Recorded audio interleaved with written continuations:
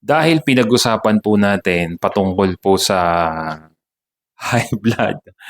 Yan, dahil pinag-usapan po natin patungkol po sa high blood. Ako na po ang nagpapaliwanag po sa inyo. Kumakatok po sa mga puso po ninyo at kumakatok sa sarado po na kaisipan natin. Ako na po ang nagsasabi po sa inyo. Huwag niyo pong hayaan na malason po ang inyong kaisipan na habang buhay ka na talagang iinom ng gamot. The moment po talaga kasi, syempre, ang pagkakaroon ng high blood ay hindi niyo po talaga siya pwedeng balewalain. Sapagkat may possibilities na ito'y maging dahilan ng pagkasira ng bato mo. Sapagkat may tamang blood pressure lang talaga na dapat nagsisirculate yung dugo natin sa buong katawan natin. Alam niyo na po yun kung ano yung normal. At syempre, lalo na kung ikaw ay type 2 diabetes, hindi mo rin siya pwedeng pabayaan. So may mga iniinom ka rin na gamot o nag-i-insulin ka sapagkat hindi rin po pwede na sobrang taas naman ng sugar natin na may possibilities din na masira din ang ating kidney. So dahil ang topic natin is patungkol sa high blood, nung isang kagabi pala may nakausap ako, 100, parang I think mga 160.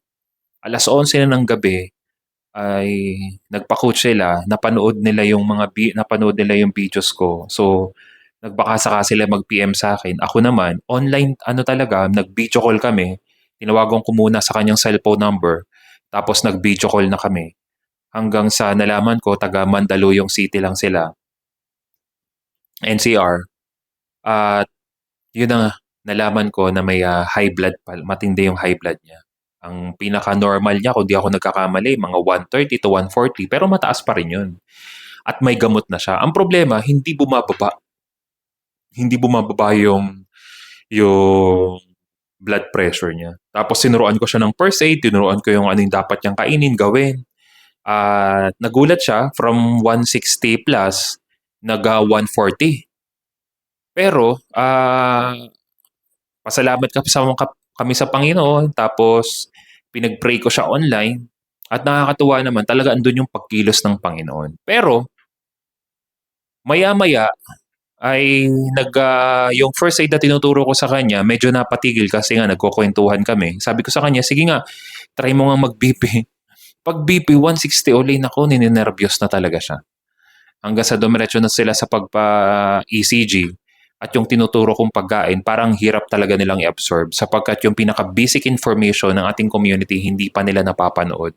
Parang it is unacceptable na kainin at sundin talaga yung mga ginagawa ko, most especially kapag wala ka pa talagang foundation sa ating community. So, paano ba makakatulong talaga? Bigyan ko kayo ng senaryo para sa mga natulungan ko na mga kagaya po ng case po ninyo. Para sa mga kagaya po ng case ninyo na matataas ang high blood, na gusto po talagang makalaya. Sapagkat marami tayong nagpapako sa atin, 70 years old, 68 years old. The moment kasi talaga na sinabi po ninyo, ang tingin kasi talaga natin sa mga doktor, para talaga na silang Diyos. Aminin man po natin o hindi, ang tingin na talaga natin sa mga doktor, para na silang Diyos. Sila na yung nagde-decide ng buhay natin. Kailangan nyo pong maintindihan, instrumento lang po sila ng ating Diyos, pero hindi po sila yung pwedeng magtuldok sa buhay po natin. Hindi po pwede.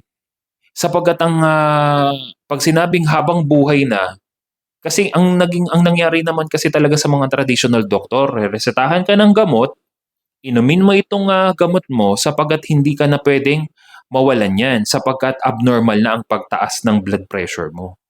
Doc, ano ba yung mga dapat kong kainin? In moderation, balanced diet, yan na yung problema. Alam na po ng mga follower po natin yan. So nangyayari, anong gagawin ng gamot mo kung hindi mo naman kakainin yung mga nakasanayan mong pagkain? Kaya ka nga may gamot. Nakuha niyo po ba? So, habang buhay na siya, hindi na po yan magkakaroon ng pagbabago sapagkat hindi naman po wala pong katotohanan ang sinasabing balanced diet and in moderation sapagkat kapag sobrang sarap, mamaya't mayain mo na siya, bukas makalawa, kakainin mo po siya uli. Yan yung mangyayari. Kaya mahigpit nating itinuturo talaga ang elimination diet. marami ka talagang i-eliminate. Hindi ako nagtuturo sa community ng okay lang na tumingin ka ng ganito, tumingin ka ng ganyan. Matinding elimination talaga yung ginagawa.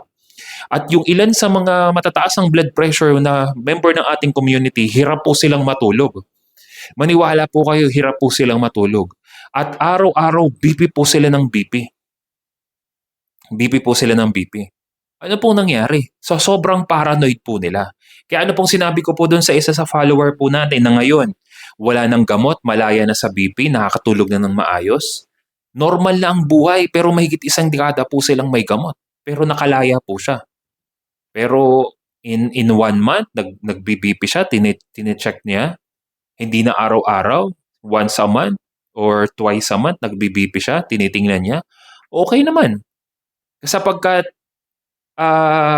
kailangan mabura sa isip mo na maalis yung habang buhay sapagkat kung tama na yung kinakain mo, kumpleto ang tulog mo, hindi ka stress, hindi na mga unhealthy ang kinakain mo, tapos wala ka ng carbs na kinakain, more on meat ang kinakain mo, tapos healthy yung environment mo, wala kang unforgiveness heart. Marami po tayong mga bagay na itinuturo at ipinaliliwanag sa ating mga member ng ating community sapagkat medyo mabigat na labanan po talaga yan kapag may mga maintenance ka na talaga na iniinom. Safe po siya, but in the long period of time, magiging toxic na po siya.